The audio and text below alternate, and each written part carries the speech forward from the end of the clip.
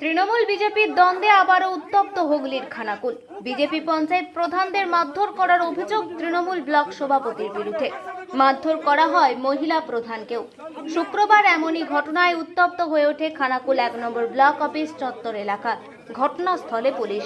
জানা গেছে, ত্রাণের ত্রিপল নেওয়ার জন্য এদিন বিজেপির পরিচালিত পঞ্চায়েত প্রধানরা বিডিওর সাথে দেখা করতে চায় ব্লক অফিসে।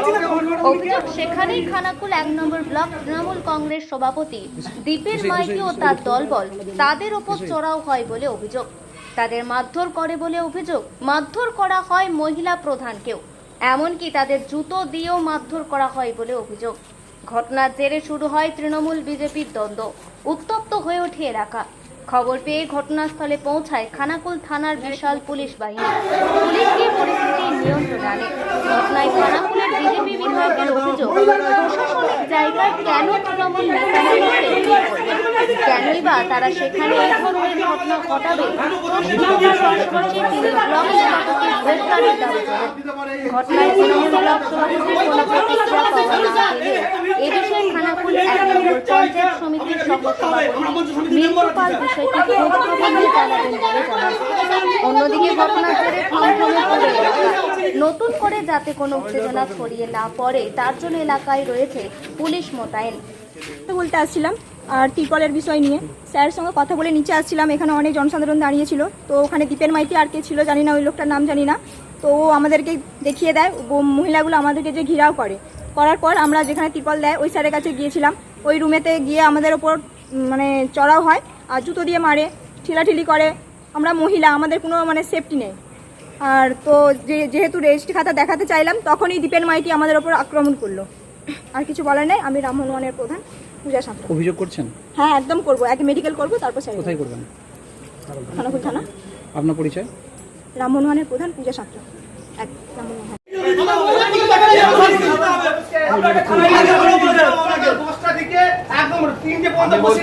নিচে নেমেছি, মহিলারা ঘিরে ধরেছে, সাধারণ পাবলিক। তো ওনাদেরকে বোঝানো হয়েছিল যে আমাদের হাতে আজকে লিস্ট পাঠানো হয়েছে, তো আমাদেরকে তো সময় দিতে হবে। যেহেতু আপনারা বৃহস্পতিবার আপনারা দিয়ে গিয়েছিলেন এখানে দরখাস্ত বিডিওকে তিরপলের জন্য, যেটা এর আগে তৃণমূলের দুষ্কৃতীরা এসে নিয়ে গেছে। বরাবর তিরপল এসে চুরি করে নিয়ে চলে যায়, যেটা সাধারণ মানুষের দাবি। যে বাড়িগুলো মানুষের ভেঙে গেছে, বৃষ্টির জলে জল পড়ছে, মানুষ বাড়িতে থাকতে পারছে না, ওনারাই এসেছিলেন। তো ওনাদেরকে সেই বৃহস্পতিবার ওনাদেরকে আসছিল, শুক্রবার দেওয়ার কথা, মঙ্গলবার ওনাদেরকে বাড়ি ফিরিয়ে দেওয়া হয়, যে আপনাদের শুক্রবারে একটা ব্যবস্থা করে দেওয়া হবে। তো সেক্ষেত্রে আমরা দেখলাম হ্যাঁ নিশ্চয়ই হয়তো ব্যবস্থা করবেন, স্যার কথা দিয়েছেন, কথা রাখবেন। তো আজকে আমরা লিস্ট পেয়েছি। আমি এসেছিলাম স্যারের সাথে কথা বলব, স্যারের সাথে কথা বলে সুষ্ঠুভাবে আমি চলে যাচ্ছিলাম। তো এখানে মহিলারা ঘিরেছিলেন আর তৃণমূলের যে দীপেন মাইতির ওনার যে টিম আছে ওনারা এসেছিলেন। ওনারা এসে ওখান থেকে ঘিরে যে উত্তপ্ত করছেন সাধারণ মানুষকে, বা নিজেরা লোক নিয়ে এসেছিলেন। 25-30 জন লোক ছিল ওনাদের। আর এই যে ব্যক্তি দেখতে পাচ্ছেন, ইনি ওপেন ওই জায়গায় ওই বিডিওমের যে রুম আছে যেখান থেকে তিরপল দেওয়া হয়, ওখানে এই ব্যক্তি মহিলা প্রধান, যেহেতু দুটো মহিলা প্রধান আছি আর ওনাদের ছেলেরা ছিলেন দলের, ওনারা জুতো দিয়ে সব মহিলা প্রধানদের গায়ে হাত দিয়েছেন। তৃণমূলের নেতা। তাহলে আপনারা বলুন যে আমরা তৃণমূলের নেতা দীপেন মাইতি ছিলেন, ওনার সাথে আরও ব্যক্তি ছিলেন। ওনারা কিন্তু ব্লকের কেউ নয়। এনাকে আমি চিনি না বা এনাকে জানি না। ইনি দীপেন মাইতি, এনাকে নিয়ে এসেছিলেন। এখন কি চাইছেন? চাইছি এনাদের শাস্তি হোক। তো এই নিয়ে কি অভিযোগ হয়েছে? অভিযোগ আমাদের গায়ে, সবার গায়ে হাত দিয়েছে, মেরেছে। আমরা কমপ্লেন জানাবো। আমরা আগে মেডিকেল করিয়ে আমরা কমপ্লেন অবশ্যই জানাবো। ভিডিওকে জানিয়েছি, স্যারকে ফোন করেছিলাম, ব্যবস্থা একটা নিচ্ছে। ঘটনাটা কোথায় হয়েছে? ঘটনাটা ব্লকে হয়েছে, খানাকুল 1 নম্বর ব্লকে, ব্লকের মধ্যেই। আমার নাম সরস্বতী দাস, 2 নম্বর গ্রাম পঞ্চায়েতের প্রধান। আমার নিয়মিত প্রার্থনা এই যে আমি সরস্বতী দাস, স্বামী বিশ্বজিৎ দাস, গ্রাম। কি বলবেন এই বিষয়ে? দেখুন, আজকে সকালবেলায় আসা থেকেই তারপরে আমার খানাকুল ক্ষুদ্র বাজার ব্যবসায়ী সমিতি রক্তদান শিবির ছিল। সেখানে সভাপতি ম্যাডাম, আমি সেখানে গেছিলাম। তারপরে আপনারা জানেন যে আজকে সারা পশ্চিমবঙ্গ জুড়ে 16 তারিখ খেলা দিবস চলছে। সেই খেলা দিবসের অনুষ্ঠানে খানাকুল মাঠেই ছিলাম। তারপরে এসে একটা গন্ডগোল হয়েছে শুনতে পারলাম, সেটা নিয়ে খোঁজ খবর নিয়ে দেখছি যে কি হয়েছে। আপনার ব্লক সভাপতি, তার বিরুদ্ধে অভিযোগ যে তারা যখন বিজেপির পঞ্চায়েত প্রধানরা এসেছিল তখন তাদেরকে জুতো দিয়ে মারা হয়েছে, এমনটা অভিযোগ করছে। সেই সব খবর আমার জানা নেই, আমি খোঁজ খবর নিচ্ছি। আমার নাম মিন্টু পাল, সহসভাপতি খানাকুল 1 পঞ্চায়েত সমিতি। কখন শুনলেন?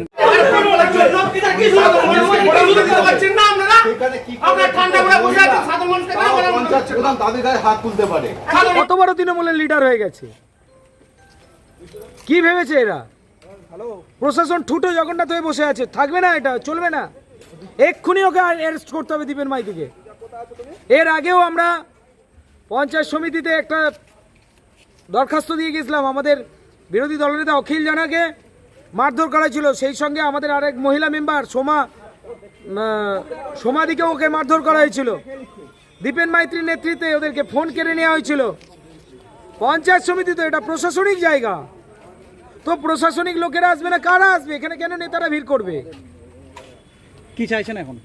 অবিলম্বে দীপেন মাইতিকে অ্যারেস্ট করতে হবে, অবিলম্বে দীপেন মাইতিকে অ্যারেস্ট করতে হবে। যদি দীপেন মাইতিকে অ্যারেস্ট না করে আমরা থানার সামনে অবস্থান করব।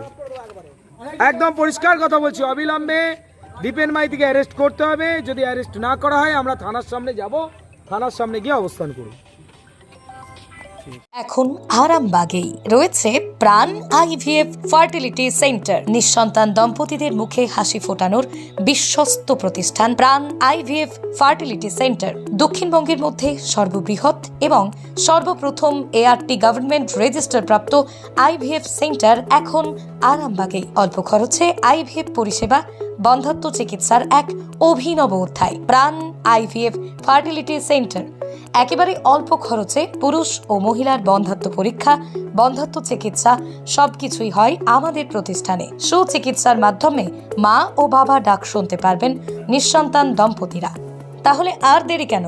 আজই যোগাযোগ করুন প্রাণ আইভিএফ ফার্টিলিটি সেন্টারে। ঠিকানা বসন্তপুর, আমতলা, 2 নম্বর রেলগেট, আরামবাগ, হুগলি। যোগাযোগ নম্বর 7865858781 অথবা যোগাযোগ করুন 7908098172 এই নম্বরে।